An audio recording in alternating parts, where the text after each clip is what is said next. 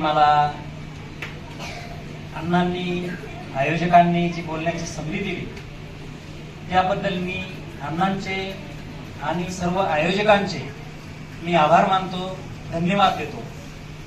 प्रथमतः मी आपल्या पंचक्रोशीतले जी उपक्रमशील अशी जी शाळा आहे तर योगीराज तुकाराम बाबा गुरुकुल खेडलेझुंगे ही एक नावाजलेली आणि अत्यंत उपक्रम घेणारी, म्हणजे त्यांचे महिन्यामध्ये 4 ते 5 उपक्रम नक्कीच होते, म्हणजे ते मी कमी झाले असं म्हणतो। तर ते वेगवेगळे असे नाविन्यपूर्ण उपक्रम घेणारी ही निफाड तालुक्यातील योगीराज तुकाराम बाबा गुरुकुल जी शाळा आहे त्या शाळेचे संस्थापक आदरणीय गोडे सर यांच्या माध्यमातून म्हणजे ते त्यांच्याकडून इतकं शिकण्यासारखं आहे आणि त्यांचं सामाजिक कार्य जर पाहिलं तर ते खूप आहे।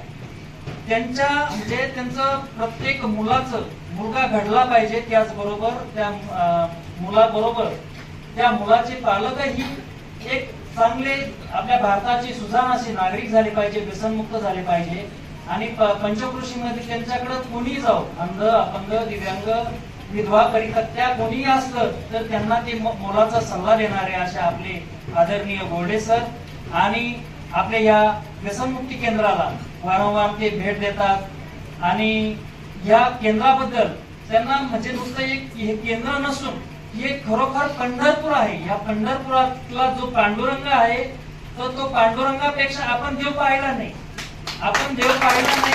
आपण म्हणतो का देव समजा पंढरपूरला आहे, काशीला आहे, पण आम्ही असं म्हणतो की आमचा पांडुरंग इथं आहे। या अण्णा आणि माई या म्हणजे आपल्या साक्षात विठ्ठल आणि रुक्मिणी आहे। त्याच्या माध्यमातून एक व्यक्ती म्हणजे त्याचं घरातलं म्हणजे संपूर्ण घर उद्ध्वस्त होतं। समजा एखाद्या घरामध्ये आता समजा मी आजारी आहे तर माझं संपूर्ण कुटुंब हे आजारी होतं, तसं या व्यसनामध्ये मी जे व्यसन करतात अशाच स्थानिक बातम्यांसाठी आमच्या चॅनलला लाईक, शेअर आणि सबस्क्राईब करा। धन्यवाद। याचा आपण हे करण्यापेक्षा आता या व्यसनातून कसं बाहेर निघू आणि आपल्या कुटुंबाबरोबर आपल्या या देशाचं नाव रोशन कसं करू हे आता आपण पाहिलं पाहिजे। सरांनी जो चांगला उपक्रम राबवलाय आणि या कार्यक्रमाला आमचे मित्र गामणे सर आले त्याबद्दल मी त्यांचं पण मनपूर्वक असं आभार मानतो आणि मला बोलण्याची संधी दिली त्याबद्दल मी सर्वांचे मनपूर्वक असे आभार मानतो।